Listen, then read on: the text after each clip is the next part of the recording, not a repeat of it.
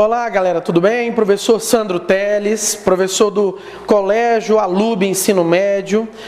Vamos agora fazer um comentário de algumas questões da prova do Enem no segundo dia de 2010, ok? A prova que estamos utilizando é o caderno azul.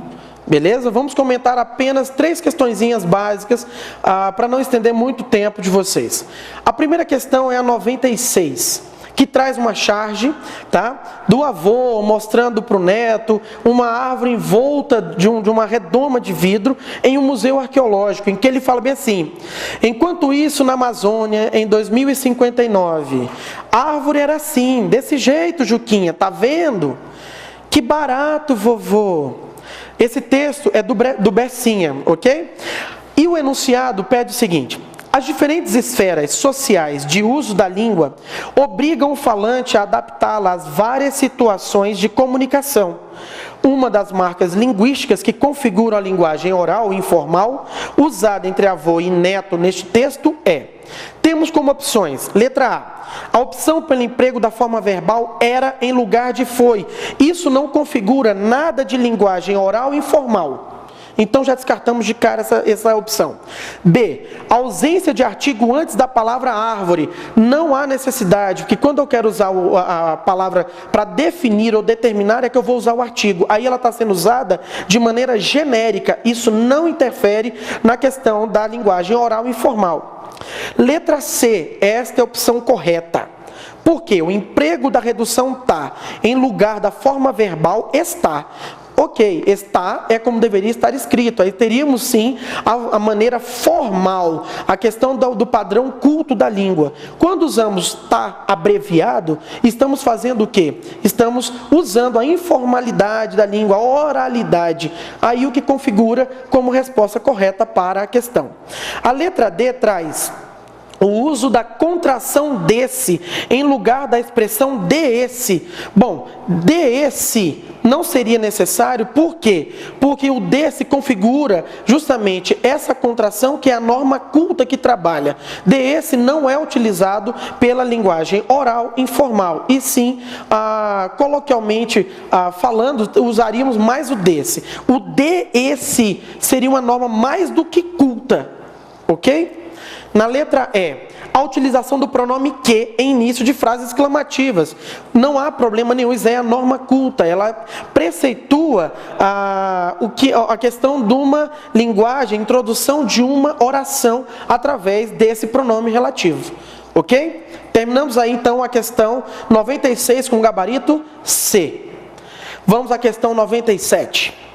A biosfera, que reúne todos os ambientes onde se desenvolvem os seres vivos, se divide em unidades menores chamadas ecossistemas, que podem ser uma floresta, um deserto e até um lago. Um ecossistema tem múltiplos mecanismos que regulam o número de organismos dentro dele, controlando sua reprodução, crescimento e migrações. Esse texto é do Duarte, do Guia dos Curiosos. Nesse texto, pergunta-se: predomina no texto a função da linguagem? Letra A, emotiva, porque o autor expressa seu sentimento em relação à ecologia.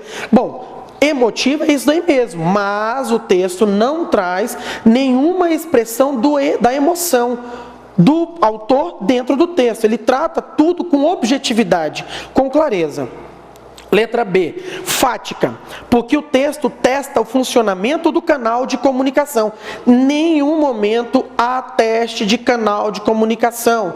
Em nenhum momento o autor se utiliza de elementos como oi, olá, ops, alô, nada que determine a questão da ideia da função fática.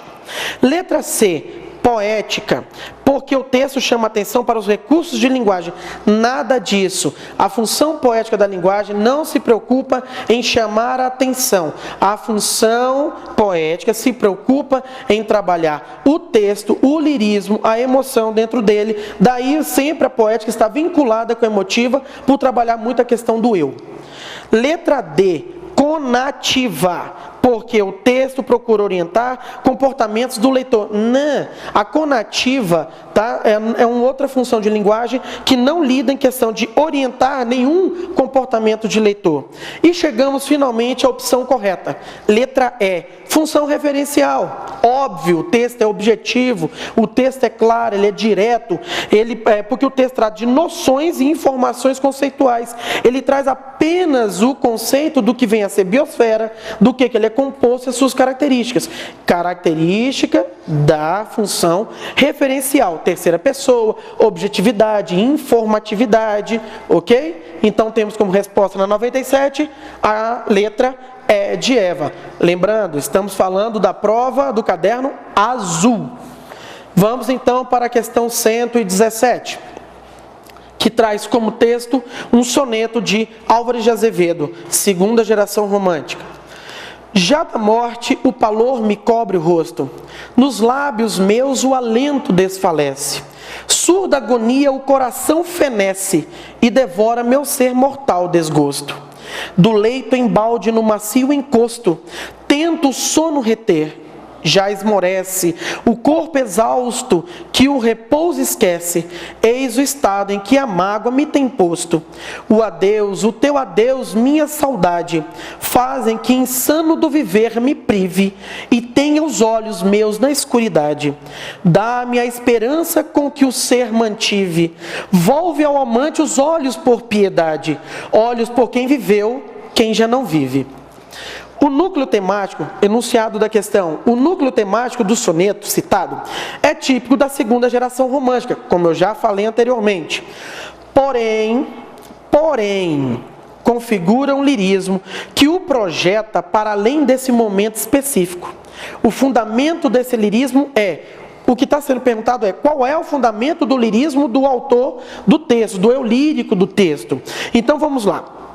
Mais uma vez, núcleo romântico do soneto citado é da segunda geração romântica. Spleen, mal do século, morrer por amor, ver na morte a solução para todos os problemas, claramente. No entanto, gente, temos aí no enunciado um conectivo adversativo, porém, que traz ideia contrária a isso que foi dito. A questão, mesmo sendo a obra da segunda geração, claramente falado aqui, ele está projetando para um momento além da morte, um momento além do resultado que ele espera alcançar. Que ele traz como respostas. Letra A angústia alimentada pela constatação da irreversibilidade da morte. Peraí, ele não constata que a morte é irreversível, haja posto que no verso do texto ele apresenta, volve ao amante os olhos por piedade. Ele sabe que ele está indo para a morte, mas ele pede à amada que volte os seus olhos por piedade a este ser moribundo que se encontra ali no momento. Por isso, não é, na verdade, configura a característica da segunda geração. Mas, como eu vou falar mais uma vez, temos o termo porém no enunciado. Este item não serve como resposta para a prova. Letra B, que é a resposta do gabarito, que é a melancolia. Ele está melancólico, ele está saudoso aí de todo o momento da morte, pela perda da mulher amada, pela questão de saber que por conta disso ele vai chegar ou está beirando a morte, mas ainda não morreu. Tá? Ele tem consciência disso. E que essa melancolia frustra a possibilidade de reação diante da perda. Peraí, tem consciência da perda? Sabe que ele vai morrer por conta disso e por isso ele acaba sentindo a melancolia. Então, peraí, tomando mais uma vez com a questão do porém, já que fala que o núcleo temático é típico da segunda geração, que é a morte, a resolução para tudo, nele aí ele não está vendo a morte como solução, não. Ele está vendo a melancolia, frustrando a possibilidade da reação diante da perda. Letra C. Lembrando, letra B é a resposta do gabarito. Letra C, o descontrole das emoções provocado pela autopiedade. Em que momento ele se autopieda? Em momento algum. E outra, em que momento ele mostra descontrole? Em momento algum. ok? Portanto, o item C não serve. Letra D. O desejo de morrer como alívio para a desilusão amorosa. Tenho certeza que a maioria das pessoas iriam marcar esta, porque é típico da segunda geração romântica. É o morrer para aliviar todo o sofrimento, toda a tensão, toda a dor tida naquele momento. É típico da segunda geração. Mas, frisando mais uma vez, temos um porém, o que faz com que este item se torne errado.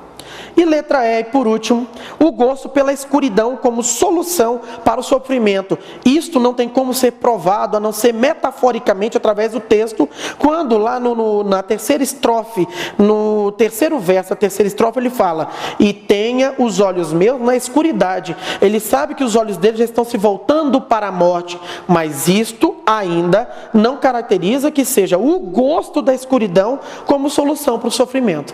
O que descaracteriza o item E como resposta. Mais uma vez, lembrando que estamos trabalhando com segunda geração romântica, que mal do século, morrer por amor, melancolia, angústia, mas no enunciado tem uma palavra que pede para falar o contrário disso. Portanto, a resposta para a 117, caderno azul, é a letra B.